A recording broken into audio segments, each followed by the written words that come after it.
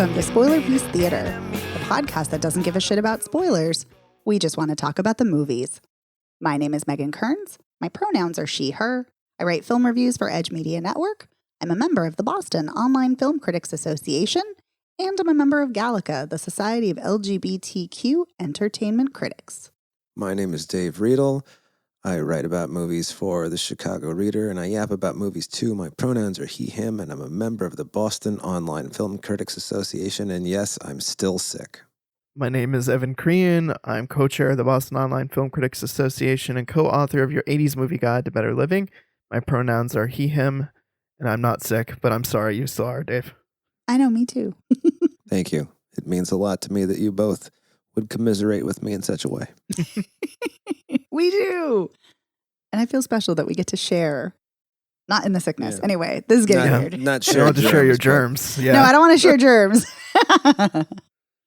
But in addition to sharing, not germs, but camaraderie, we're also sharing our thoughts on movies, of course. And over on this week's Patreon, it's a patron request where we talk about the 1996 queer comedy, The Birdcage. And it is a lively conversation. We have divergent opinions. I love it. And we hope you do too. So if you're a patron, go check it out. And if you're not a patron, consider joining for $5 a month. Oh, and before we get into the show, I also want to let you know we have merch. You can go check it out on spoilerpiece.com. And we want to give a huge thank you to Heather Sachs, our sponsor piece patron. So thank you, Heather. Thank you. So on this week's show, we're going to be talking about two films. We're talking about Return to Seoul, and we're talking about Somebody I Used to Know. And that's what we're going to kick the show off with. So Somebody I Used to Know is a comedy drama, and it is written by Alison Brie and Dave Franco, and it's directed by Dave Franco. And it stars Alison Brie. So let me get the synopsis. It's not going to be IMDb, is it? I hope not. Oh, God, no. No. Okay, just checking. No, this is the synopsis from the studio press kit. On a trip to her hometown, workaholic Allie reminisces with her first love, Sean, and starts to question everything about the person she's become. Things only get more confusing when she meets Sean's fiancée, Cassidy, who reminds her of the person she used to be. That is, in fact, the person she used to know. That is correct. Herself. A former version of herself. Yes. Mm-hmm. J'accuse. Yeah. The woman at the crossroads, except instead of a guitar, she had a camera and no clothes because she was a nudist. Yes. So. Yes. If there's anything I've learned about Alison Brie and her filmography is that she does not mind being nude in things. Yeah, I never knew that about her until I saw Glow, and I was like, whoa, hey.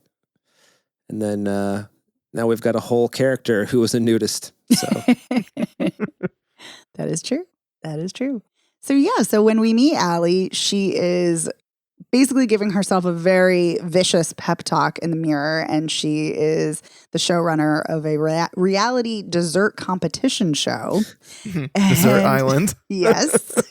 And it is absurd, just as it sounds. And and she's thinking everything's going great, and she basically gets fired because the show gets canceled.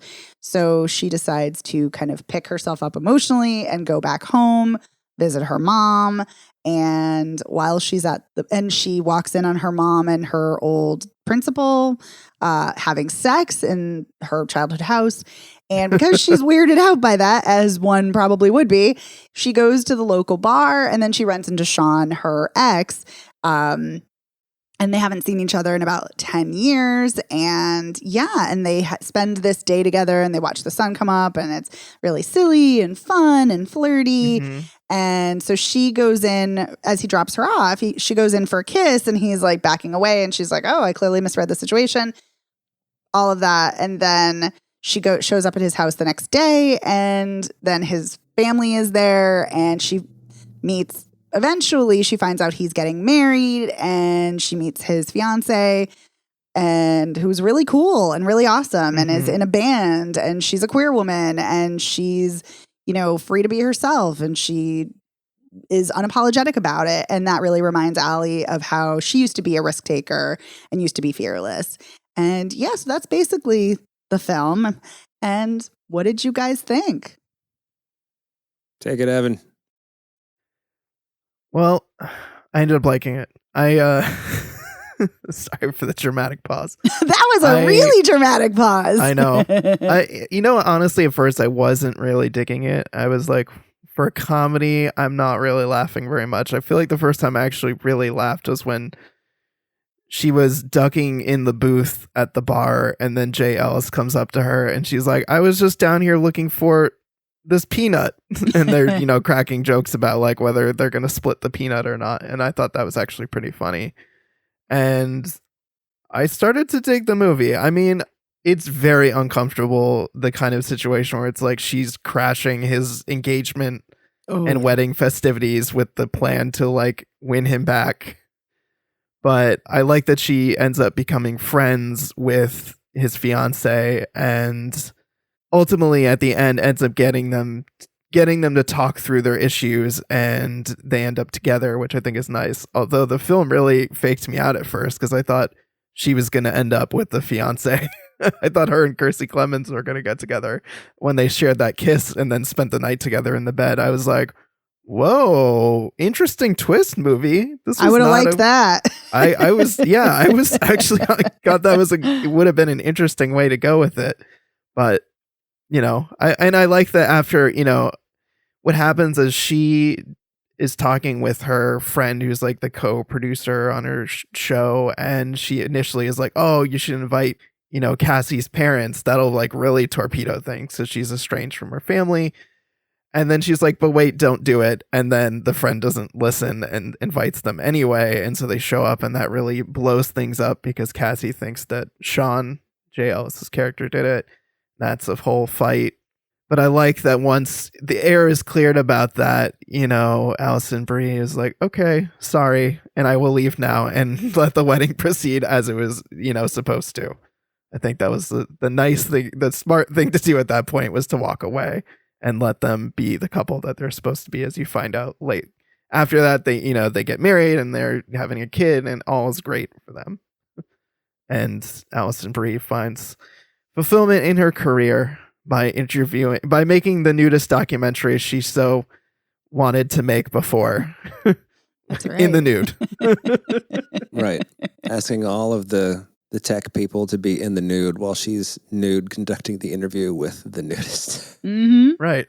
No, I can't remember if we talked about this on the Patreon or the main episode last week, but it's it's like the idea like I'm not going to ask my people to do anything I wouldn't do as a filmmaker. Yeah, exactly. I respected that. And it was all to make the interviewee comfortable too. Right. Yeah. So I ended up liking this. I found it. I did find it charming, and it did go in a direction that I liked. After feeling some, intense discomfort at the initial plot line of her going there and like wrecking this wedding and torpedoing this couple. Dave, what did you think? Oh, I love this. I mean, who are you kidding?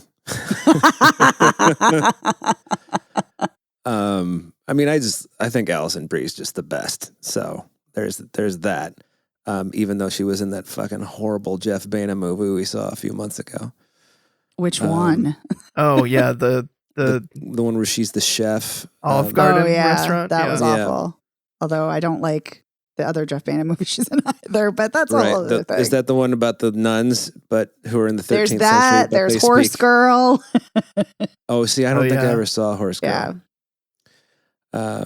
But what I really found, I found lots of things compelling about this, but what I really found compelling was I don't know how many romantic comedies I've seen where, if we're calling this a rom-com, where you have two characters who split up not because of they split up because of like basically practical reasons. She was going to move to Los Angeles and pursue her career, and he was going to stay in their hometown and end up, as it turns out, taking over his father's construction business. And what happens when those people like see each other after such a long time, and there's so much that, hasn't been said. Mm-hmm. So I just thought that was a really interesting take. Mm-hmm. But the scene where they are sitting, watching the sunrise together, I thought was very compelling. To your point, when they have that moment to kind of both admit to each other, I've always wondered what would happen if we had, stayed together, and I've thought about you over this time. It felt very real. Oh yeah. To me, watching the characters within the scene, this is good acting, and this, Agreed. feels very real. Yeah, I've gotten to that age now. Listeners, do you hear it? Talking about how old I am. I've gotten to that age now where I know people who have like split up with their spouses and then like bumped into or accidentally on purpose bumped into like their college boyfriend or their high school girlfriend or whatever, and now they're back together, because like this shit happens, Hey, J-Lo and Ben Affleck. Yeah, I mean, true. Is that one gonna last? Who can say? God, I hope so. I know. I'm rooting for those two. I'm rooting for Ben Affleck to just smile in public once. That's all. Preferably with J-Lo at his side. But anyway, I also liked that, it's just smartly written. Allie's not a dum-dum, and she realizes very early on what she's doing. She knows from the moment she begins like trying to sabotage this wedding that it's wrong, and she keeps doing it anyway. And then as she gets to know Cassidy better, and I just like the way it all kind of comes with her just realizing, what have I done? And I did not interpret the Cassidy Allie kiss as a romantic kiss, but I did think it was funny that that she just had that sort of "Are we going to get back together?" conversation with Sean, and then 8 hours later she's asleep with the fiance, and Sean's knocking on the door like, "Cassidy, I've decided you're right, and I'm gonna do whatever you wanted," and she's just like, like hiding behind the door. So I don't know. It's nice to see Julie Haggerty too. Oh yeah. She's so funny. Yeah. I don't think I've ever seen her like this, but in 2 of the 4 scenes she's in are sex scenes, just in case anybody's wondering, listeners. So yeah, I just dug this a lot. It took several unusual for rom-coms turns. It's more thoughtful than your average rom-com movie. And it's more dramatic too, which I think is all on purpose. So I really dug it. I love that. What about you, Megan? What'd you think? Yeah, so I liked it. Much like you, Evan, the beginning, I was like, what the fuck is this movie? I was ready to riot. I was like, I don't want to watch this. What is happening? Yeah. And but I was like, I love Alison Brie, and anytime she's on screen, and I really liked The Rental that Dave Franco did. So I was like, okay, I'm gonna hang tight, see where this goes. And yeah, I was very pleasantly surprised. I like Jay Ellis. He's really good in Insecure. Yes. And so it was nice to see him here in a kind of co-lead role or lead supporting role, if you were. And I love Kiersey Clemons, and I'm always delighted when she shows up. I think she's great. And I don't know if this film would work quite as well if you had actors who were not at the level of either of them in the supporting roles. And yeah, I really liked this a lot more as it goes on. It made me like, the film makes me like the film more as it proceeds. And I think for the reasons both of you are saying, it is really thoughtful. It is really interesting. And Cassidy makes a reference to My Best Friend's Wedding, which of course you can't not draw that comparison. And she's like, you're not going to Julia Roberts, My Best Friend's Wedding, my wedding, are you? And, at first it kind of makes sense as to why Allie is there, because Allie knows Sean's family. Like, she's been kind of a part of the family for so long, and his mom invites her to everything. She's so close to his parents. She's close to, his brothers. So it makes sense in a way. But then, of course, she's like becoming, insidiously devious as things go along. But I really like that it would have been so easy to pit the two women together, against each other. And I love that instead they come together and they really come to understand each other and to kind of inspire each other. Whereas Allie is telling, Cassidy, like, don't give up your dreams of the band, don't conform so much to Sean, he needs to listen to you too. And I love that Cassidy's, free-spirited nature in turn reflexively inspires Allie to go after what she wants. Like, so much she's been so driven to make it in LA, and she's not even doing really what she wants. Like, yes, she's doing documentary series, like she's in reality TV, but that's not really what she wants. She wants to do documentary filmmaking, it's so great to see her do that at the end. And I think what's really interesting about this film too is it really raises the question of, and it's kind of funny, it reminds me weirdly of Magic Mike's Last Dance that we discussed last week, because even though that film has lots of problems, one of the things that is a theme that carries over into this film is when you get your dream or when you achieve your dream, does it really make you happy?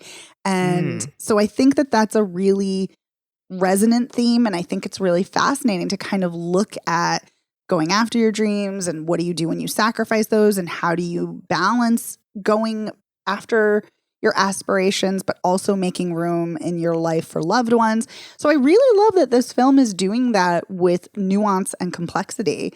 So this movie really won me over by the end. I love the ending. I really like these characters. And yeah, I really liked it. Awesome. Glad we're pretty much on the same page about this movie. Me too. I'm kind of surprised, honestly. So that's a nice surprise. I'm not surprised, you big softies. Yeah. We are. I mean, I can tell you what wasn't a nice surprise was finding out that one of the reasons that Cassidy is estranged from her parents is that they're huge homophobes. Oh, they're so gross. Yeah. That was super painful. I'm glad that she didn't like wander into that scene. I think that would have been a horrific choice. I'm glad Allison Brie and Dave Franco didn't do that. Yeah, that scene was just brutal. And yeah, as someone who has cut out family members for their horrific attitudes and opinions and behavior, I'm kind of glad, not even kind of, I'm glad that we see a character do that, who's like, nope, I've cut off communication. I'm doing this. This is self-care for me. So I agree with you, Dave. I think it's a smart choice that they didn't have her there, but that it's still addressed there. Like, yeah. I think it's well done. And I also love, because Kiersey Clemons is a queer person in real life. So I love that she's queer. Her character is queer in the film. And I love that she's still very vocal about her queerness, and because the film is clearly acknowledging that just because somebody appears to be in a hetero relationship doesn't mean they are straight. And I love that. And we don't have enough queer characters and we don't have enough of those kinds of conversations on screen. So I love that. Really smart choice. Yeah, that was a great element to the film, and something that Shauna had actually pointed out to me that I thought was great about Cassidy as a character too is there's that part in the film where Allison Brie's character talks about how she interviews people and how she leaves silences to make people uncomfortable and to like confess things. And she pointed out to me, and I'd forgotten about this during the movie, that she, Allie tries to do that to Cassidy. Yep, It doesn't work on Cassidy. And that's such a great, illustration of her character, both the strength of her character and also, the reasons that you were describing earlier, Megan, about why they end up getting along so well and why they find such kinship with each other, and that shortly before they're very stoned and decide to streak across the golf course together. I also think it's really funny that little kid is there and they're like, no. And like Haley Joel Osment is like, no, don't chase after them. And the kid's like drops his golf clubs and tries to chase after the naked women anyway. There's something absurd about that I thought was funny. Mm-hmm. I never thought I'd see the kid from The Sixth Sense doing the worm. Well, you did, sir. Sure did. I mean, it never occurred to me that might be a possibility. So, That's true. Right.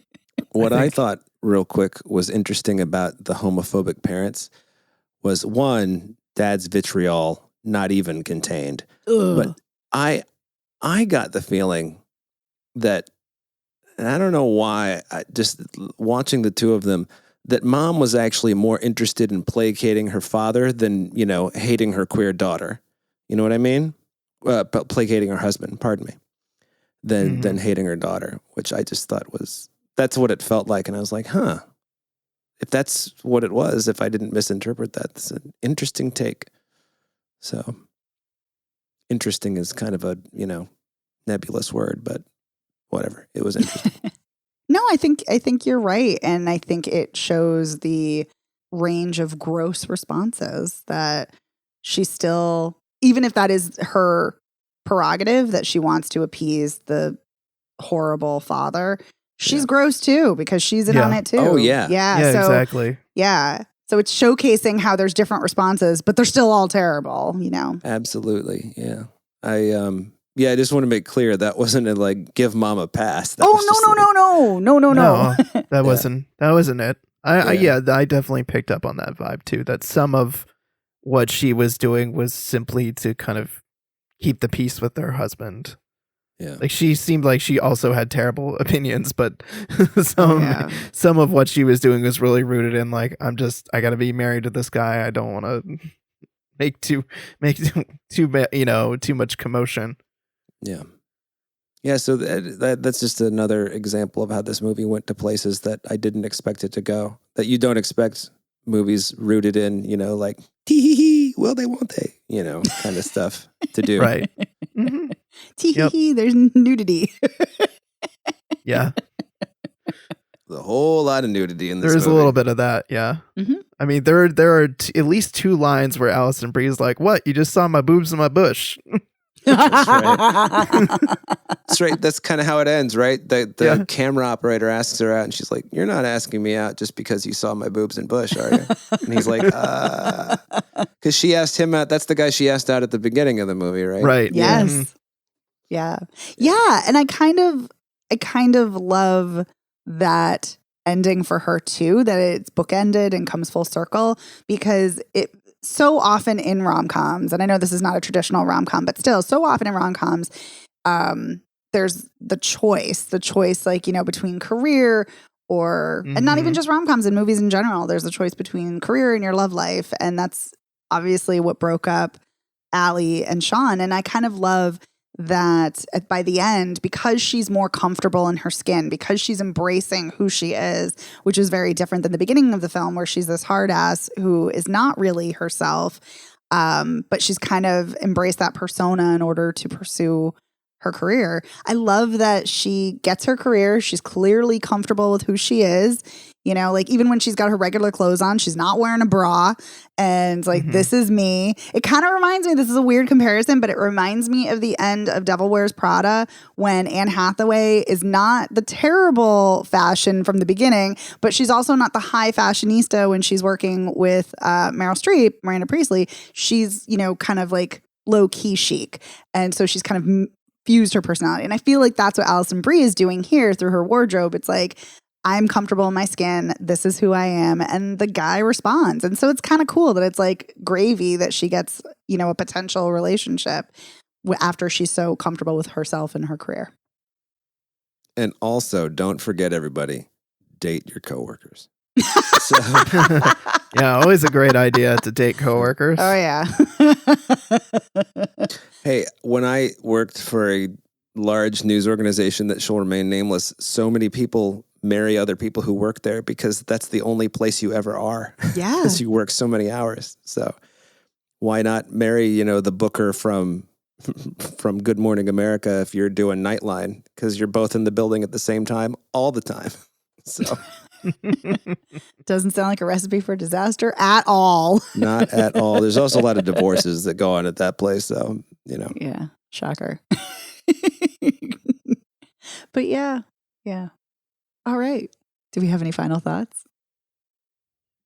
You caught me in a mute mic moment. No. I have impeccable timing that way. Evan, do you have any final thoughts?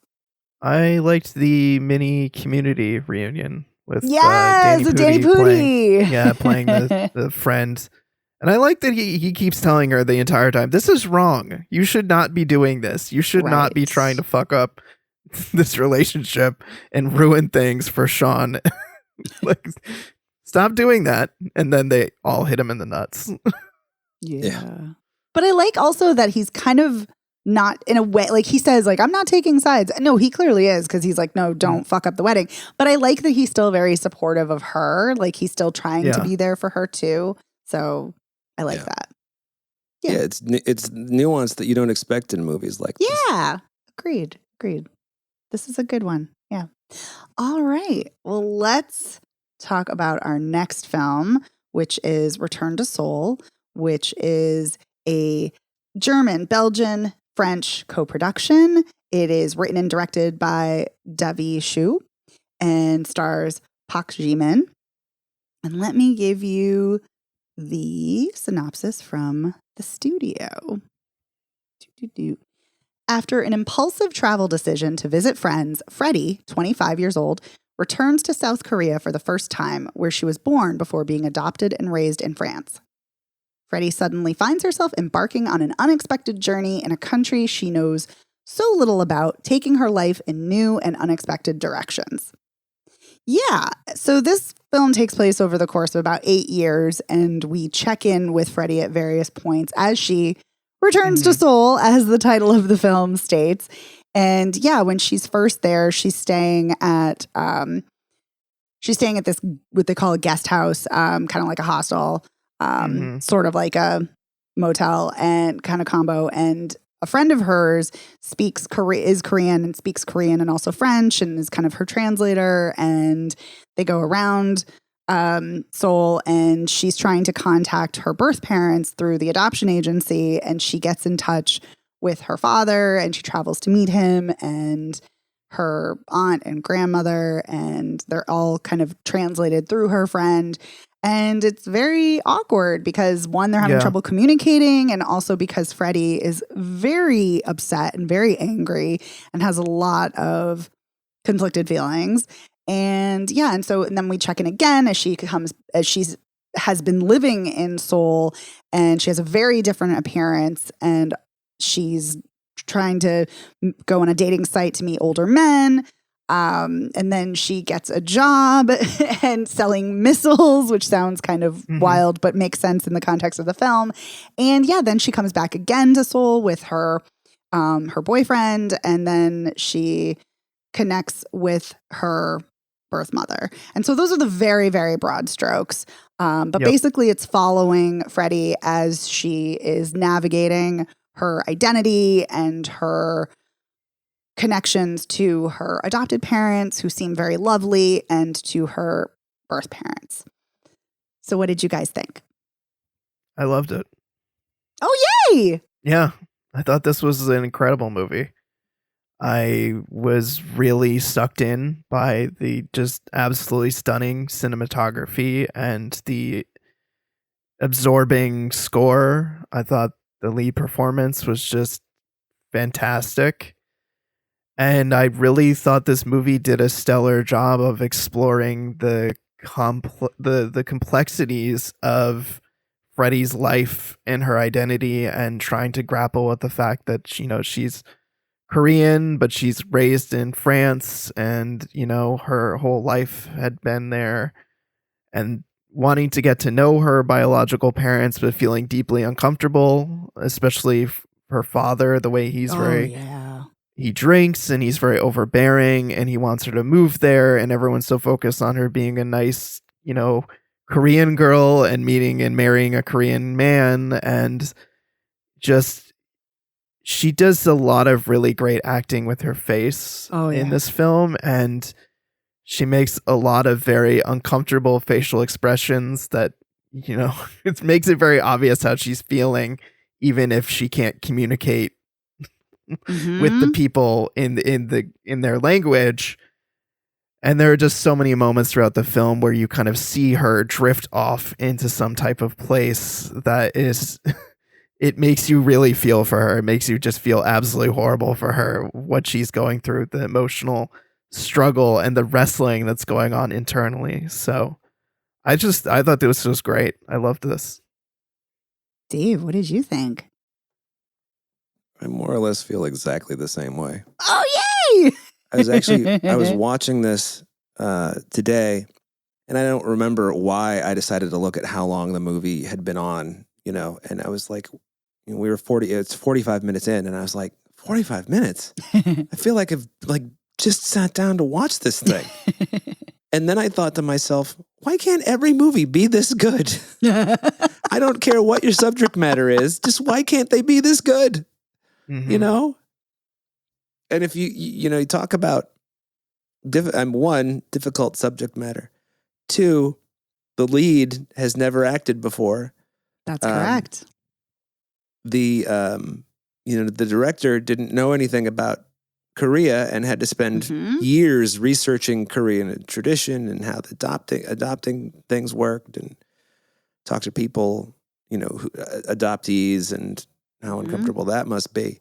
And all this other stuff. And you get this movie that is superbly acted, superbly written, superbly directed. And it looks beautiful, just like Evan said, in this really sort of garish kind of way, I might add. But it's still because the contrasts are so contrasty. Colors are, when they're in the whenever somebody's walking through town at night, you've got the deep red or the deep green of the neon, and then you've got this blackness in the corner, but it's almost like a Gordon Willis thing where you can kind of see the outline of a door or whatever. I'm getting a little too specific. No, great observation.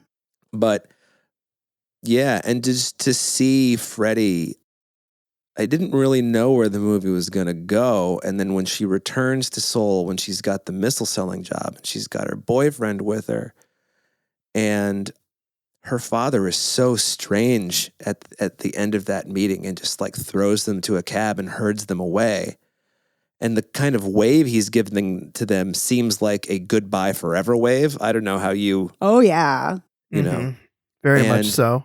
And she says to the boyfriend, I can't remember exactly as she put it, but I could get rid of you with the snap of my fingers or something like that. Yep. And she's been sober for however long she's been sober, and she's been vegan forever, how long she's been vegan. And then the next day she wakes up in an alley. And so she's fucking snapped her fingers, and the boyfriend presumably is no more. And she spent all night drinking and doing drugs and just, getting out of herself. And it's just like a not so subtle but still very poignant metaphor for the torture that she feels, not really being from, as I think her character sees it, being from anywhere. She's not Korean because she wasn't raised in Korea, but she's not. And I know we don't like to pin things on certain countries and how they act as a people, but French people can be really fucking racist, to your face. I can only imagine what it was like to be somebody who, is Korean ethnically, but is French, has no idea what life in Korea is like. And just live that way your whole life. And, always being asked, where are you from? It's like, well, I'm from the fucking 17th arrondissement. What do the fuck? What do you mean, where am I from? I'm here. Yeah. Although I think she's actually from the country and she lives in Paris now. Yes. But yeah, she did say that. So I just think that there's just so much. There's just this. It's just such a rich story, and the ambiguity of the ending. How she emails her mother and her birth mother, and the email address. She gets back one of those things you get on Google. It's like, we couldn't reach that address. Bounce back, yeah. Yeah, bounce back. And I was like, oh man, what a bummer. But at the same time, if you look at her face, she doesn't seem surprised at all. No. No. And it seems like she's gotten acceptance about it, finally. Maybe she's not comfortable with it, but she's accepted it. And I think that, I don't know, and then bringing it all back around to sight reading when she sits down at the piano and she's sight reading this thing. Doesn't seem to be a particularly difficult piece for her, but just watching her kind of stumble through it. And I mean, oh God, what an ending. So there you go. This is just I wish I had seen this in 2022 because I think it was know. submitted to the Academy Awards from Cambodia, ultimately, Mhm. right? That's correct. I absolutely would have voted for this for best, like, whatever I don't know how the category is even labeled now. International feature. Mm-hmm. But yeah, what a stunning piece of work from start to finish. I could not agree more. I also wish I had seen this last year too, and I'm really sad that we didn't get screeners for it and that it didn't come anywhere near us. It just played for qualifying for the Oscars. But yeah, no, everything you guys are saying, completely agree with this. Yeah, the look of this is beautiful. The acting, oh my God. Park Ji-min is so incredible. I was stunned and shocked when I read that this was her first film, that she'd never acted before. She's a plastics artist. Like, that's just incredible. And Mm-hmm. apparently this is they worked very collaboratively together. The director and she both worked collaboratively on the character of Freddie, because apparently she came to him and said, like, this is sexist, or this doesn't quite work, or this doesn't ring true as a woman, and so they really kind of crafted that character together, and I love that, and that the filmmaker was so receptive to that. And Davishu speaks very openly about that. I love that.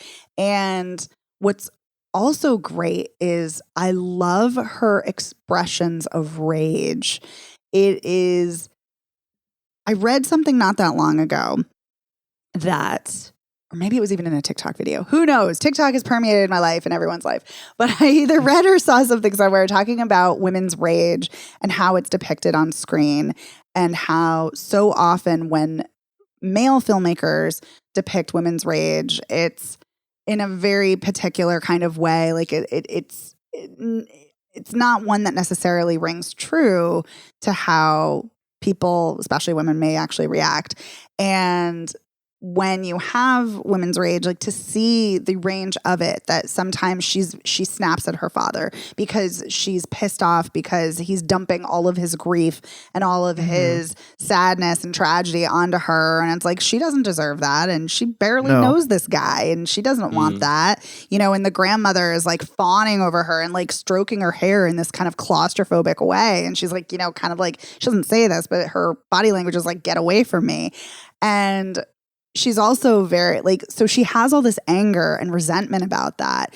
And she also is clearly very pissed off when, like, the guy that she has sex with wants to, like, date her, and he's like, you should live in Korea, you should stay for me, and we should have a relationship. And she's like, no, you're ridiculous. That's not happening. And it's very clear that she's so frustrated with people telling her what to do and what she should do and what she should feel, and she's like, no, I'm not doing that. And so I love that we see her rejections of that through her face, through her really fantastic facial expressions, as you were saying, Evan.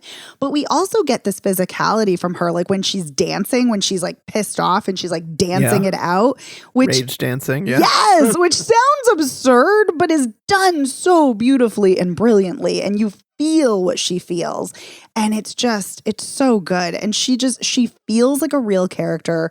I mean, like a real person, not just a character. And I feel like, even though she's kind of got this unpredictability to her, I feel like I could predict what she's going to do, even though she's unpredictable, just because she feels like such a real person. And I love that. And so this acting is impeccable. The direction is impeccable. It's very clear, like you were saying, Dave, that the filmmaker did so much research and took so many years writing this, and this is based on a real experience of a friend of his.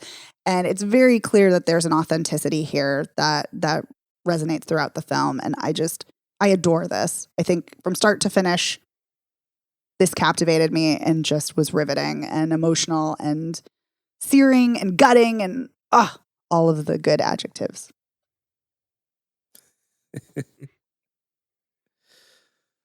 I'm going to put gutting into my column of good adjectives.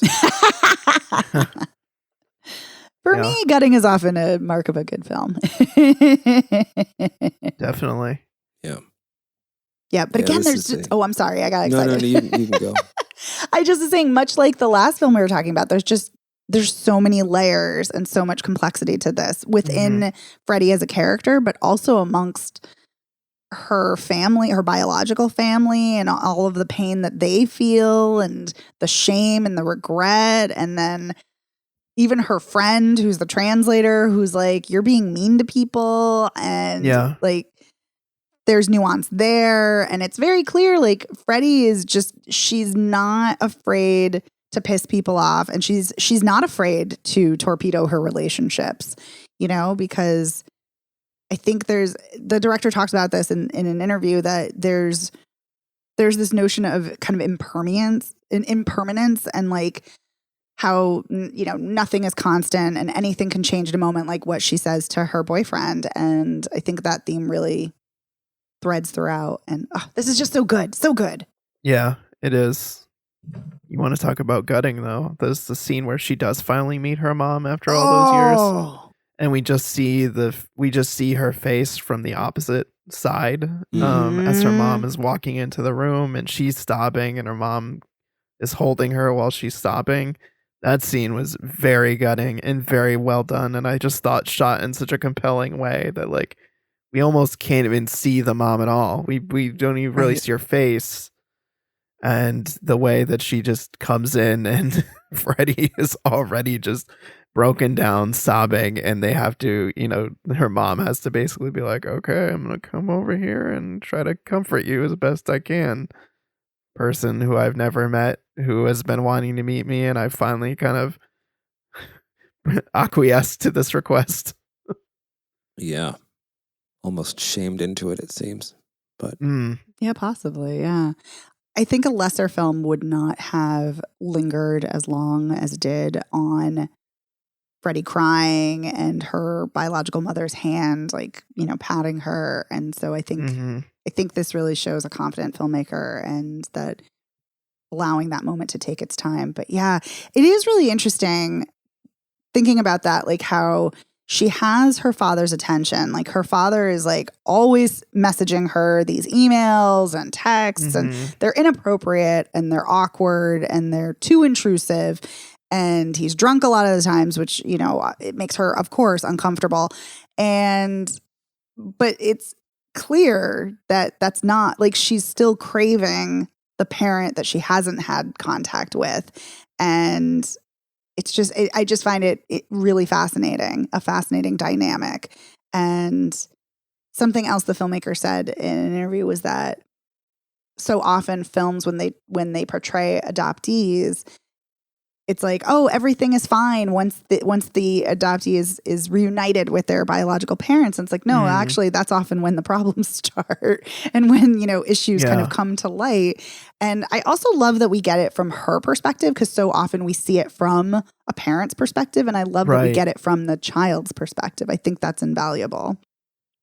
It is a really interesting dynamic with her dad, because like you said, it's very awkward and uncomfortable and inappropriate, and you can tell how uncomfortable she feels and how awkward and how much she really dislikes the dynamic, but there's something that keeps kind of pulling her back to him.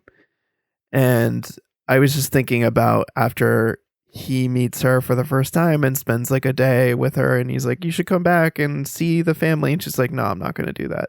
And then she ends up going there, and then like the first shot you see in the house is like the portrait of the family, and he took a photo with her and like slid that in, like literally the next day, a photo of her and him next to his family. And so I think she keeps kind of coming back to him, because as uncomfortable as he makes her, he does have a genuine affection and is really trying hard to make up for lost time. And like, you know, even when he sends her that really goofy happy birthday message of him and his daughters with the fish, and she can't help laughing after she just deleted 2 of his other emails that were in like the spam folder. So I don't know, I think there's something for her that keeps pulling her back, because he won't let go. You know, it's like no matter what she says or does to try and shake him off, he still wants to be there for her, even if he's doing a bad job of it, even if he's making her uncomfortable, even if it's inappropriate. it's almost like she respects that he's trying so hard that she can't like fully push him aside. Yeah, either that or she feels pity or both. Yeah, could be. Yeah. Yeah. I know the actor who plays her father, um, Oh Kwang Rock, he's fantastic. He's so good. Yeah, he really is. He is. But yeah, but I'm really glad. As again, I mentioned this earlier. Someone who has very, very complicated relationships with family, I really appreciate that we see and feel the spectrum of Freddie's discomfort, but also her pull to her father, like you said, Evan. And I like that we get those conflicting emotions and perspectives because, yeah, I was like, nobody's really wrong here. Like, I mean, I guess you could argue that the father is wrong for being like inappropriate in like some of his, desires, like that he wants to marry her off to a good Korean man and when he doesn't even know her and things like that. And it's very clear he doesn't know her, like with the shoes. And I love that something so simple as like the ballet shoes. And she's like, I hate these. And like, but she just has him buy them for her because he's so desperate to buy something for her to make up for lost time. And yeah, but I love that we get this complex lay of the land. And this is just so good. This movie's so good. It is, yeah. It changed my mind. I don't like it anymore. You just want to be a contrarian. Yeah, it's true. Yeah, I think I have to watch it again, actually. I don't know. This is totally bizarre, but it's like when I was sitting down to watch this, I was like, I just know that this is going to be my kind of movie. So unless it's like done really badly, there's no way I'm not going to like this. And I was correct. I know myself, I guess is what I'm saying. Well, that's important, Yeah. Actually, that ties into the movie, too, because it's very clear that Freddie knows who she is, too. But yet this is still a film about self-discovery and kind of an emotional journey. And I like that. I like that she knows who she is, but she still needs to learn more about herself and find out more about herself. Because so often when you follow a character who's going on a journey, it's like they're clueless about themselves. And we're not starting from that place. We're starting from someone who is very comfortable with themselves and very comfortable in being disruptive. And yeah, but they still need to figure things out. And I really like that. I think that feels more realistic to me. Yeah. I mean, her figuring herself out is, I think that for me, the most compelling part was when it jumped from the initial period of her visiting Korea to 2 years later, she's living in Korea and she's like, hanging out in this like tattoo club and dating this tattoo artist. And she's rocking this leather jacket and like hanging out in like the Korean underground.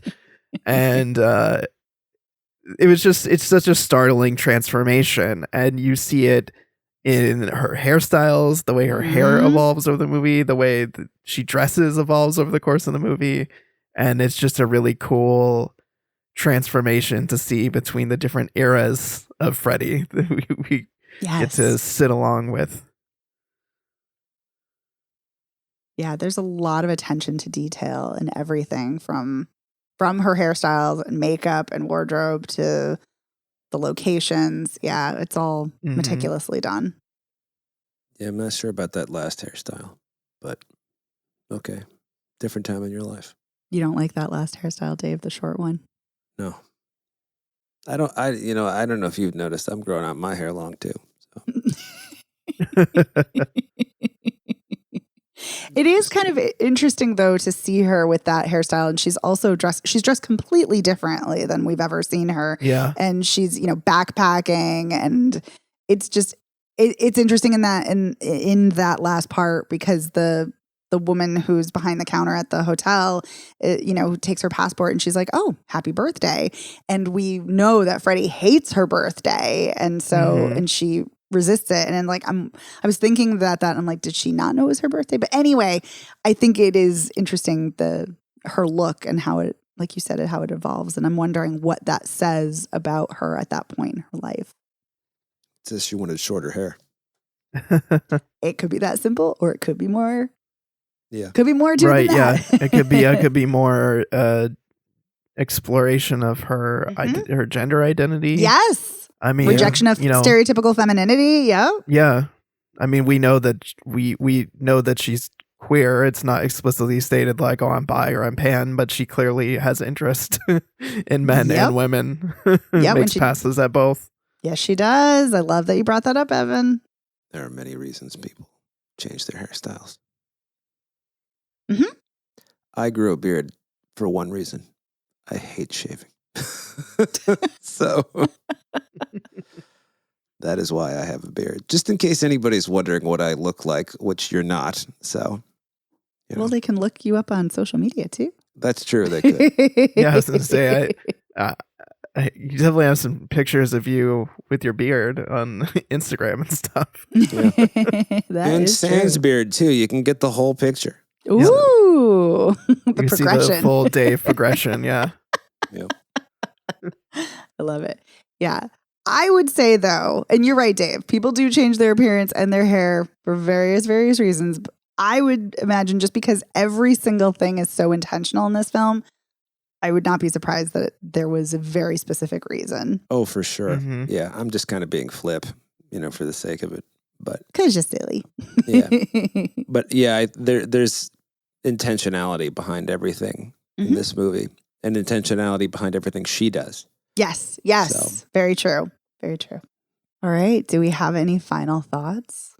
Mostly just that I'm haunted by her eventually, like a year later, trying to email her mom and getting that bounce back. Because like I'm not sure which scenario is worse. The idea that she just gave her a false email address and that email address never existed, or she waited a year to email her mom, but her mom died in the interim, and then her email address is not active. And so either way, like I just found myself haunted by both of those scenarios. Interesting. See, now I went with fake email address. So, but yeah, the other is a real possibility. Yeah, I also thought it was a fake email address too, just because she was so hard to get a hold of initially. Yes. It's funny, I did obviously think that there was another possibility, but I didn't think that she died. What I thought was that she might have waited for a while to hear a response, and then she's like, well, didn't fucking hear from her. I'm deleting that email, So I thought that could be it too.